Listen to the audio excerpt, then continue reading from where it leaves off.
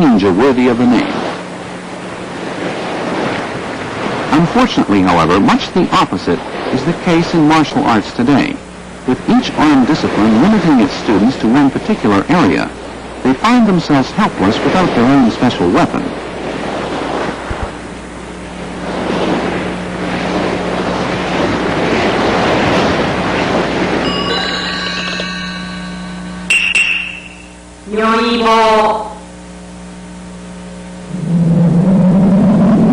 In the past, these long, imposing poles were covered with iron and used to literally crush opponents.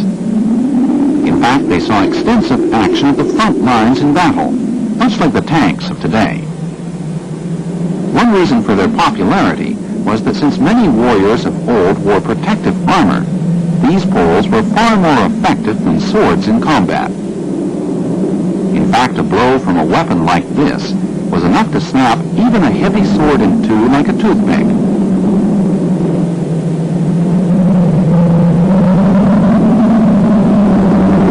As you see here, the Noribo made a disconcertingly loud sound upon impact, often giving the ninja the split second he needed to take control of his opponent. Noribo could also serve effectively as shields. Here you see the ninja putting one between himself and the attacker to launch a variety of disabling kicks. Then once he has secured the advantage, it is a simple matter to force the victim to the ground, breaking his arm as he hits.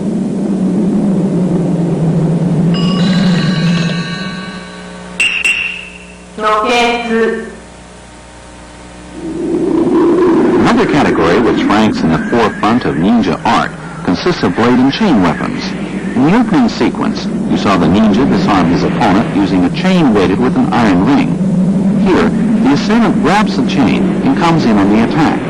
The ninja, in turn, tumbles him as he comes, then has the scythe waiting so that the victim cuts his own throat upon attempting to regain his feet. Take another look in slow motion.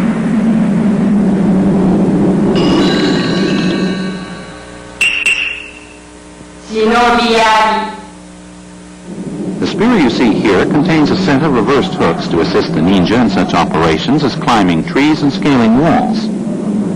As you will observe, these hooks can also be extremely effective in disarming adversaries and launching counterattacks. In this move, Dr. Hatsumi drives home a lethal jab to the stomach. Here, he uses the shaft to take control of his attacker, then drive him to the ground.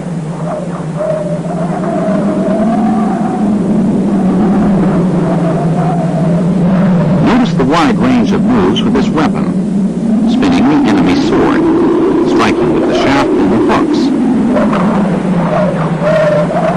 penetrating the enemy's defenses to counterattack, or foiling a lunging sword offensive.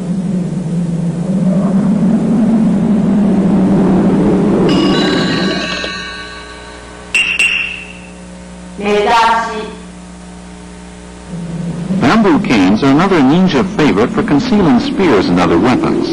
They may also be filled with copper rods, which make them very effective in fracturing bones. Here you see the ninja sweep his opponent's leg and release the concealed spear, thereby gaining the advantage for the final attack to the spine.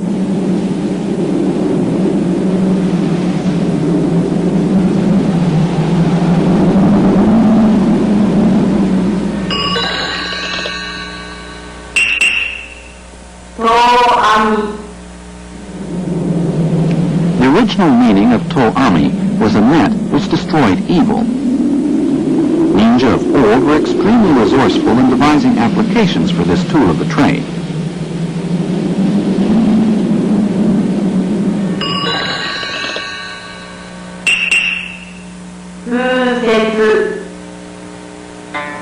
Here you see an intermediate-sized Japanese halberd in the accomplished hands of a kunoichi. Like most ninja weapons, this one also comes in a wide assortment of shapes and sizes. Pay close attention to the natural progression with which the kunoichi dispatches her attackers. Now let's take a closer look.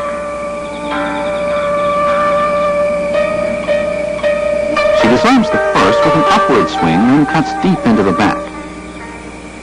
Next, she uses the momentum of her first strike to propel the halberd shaft into her opponent's face. Finally, she slashes his chances of future combat.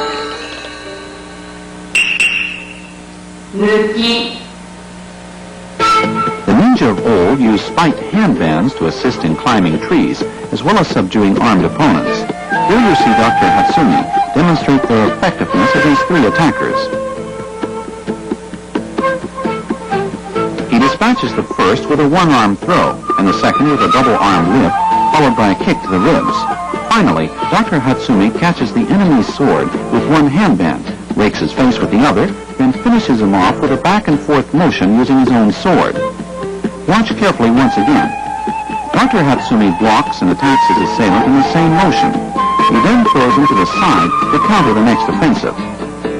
Here, he uses his assailant's arms and momentum to take him completely off balance. This exposes the rib cage for a crushing kick. Finally, after catching his opponent's sword with his right metal handband, he rips the face with his left. Now in control, he takes his victim to the ground with his legs, using the sword for leverage as well as for its deadly blade.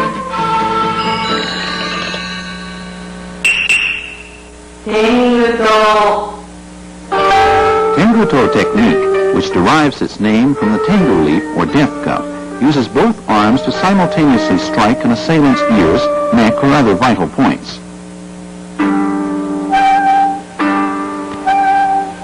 Here, the kuno-ichi hits her attacker's chest and shoulder, takes him down with his own momentum, then cuts his throat with a knife concealed in her uniform.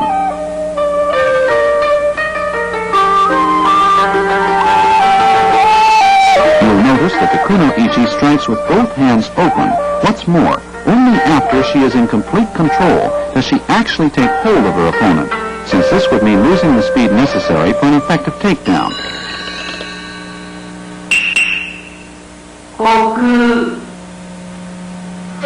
After blocking this opponent's punch and kick, Dr. Hatsumi takes him from behind to send him flying. Imagine your body as a spinning top, throwing your opponent naturally as you spin. This also gives you a perfect chance to strike a number of vital points.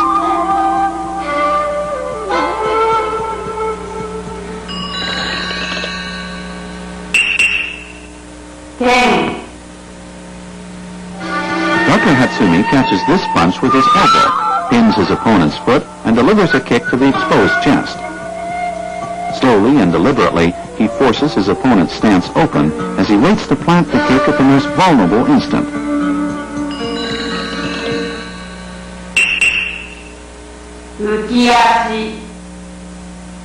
Here as well, notice how Dr. Hatsumi simply redirects his attacker's momentum. Also, instead of sweeping his victim's leg, he simply lowers his own to bring him down.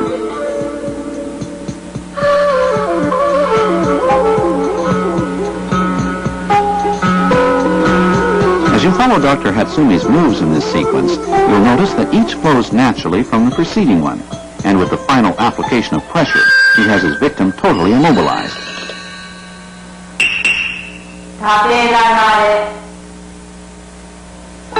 Here you see the assailant as he makes a move to molest the kuno-ichi.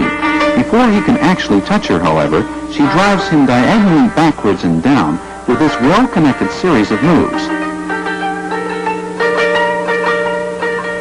Block takes the arm, controls the face, and the takedown by collapsing the leg. Her knee in his leg, her foot on his wrist, her hand pins his jaw. This time pay special attention to the legwork of the kuno-ichi. She takes her opponent down by striking the back of the knee with her own. And after pinning him at point after point, she is in position to deliver her final 2 blows to the neck.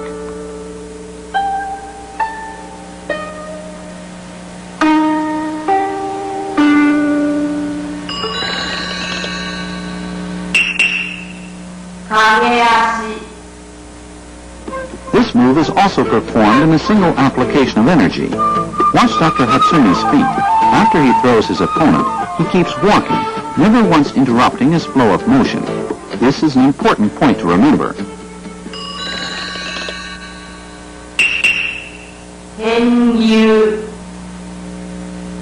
In unarmed combat, the ninja's most valuable weapon is control over his own balance and energy flow.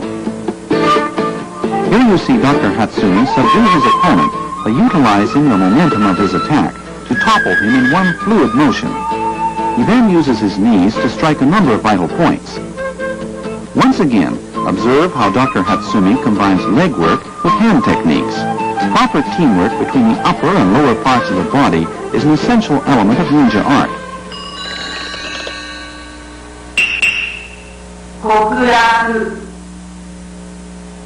One of the most important parts of ninja training is acquiring the ability to react instinctively to the demands of each individual combat situation. Here, the assailant comes down with both arms, and the response a simultaneous right-left combination to the throat and the ribs. After his initial strike, Dr. Hatsumi rolls backwards, slamming his opponent's face into the ground while delivering an elbow to the groin.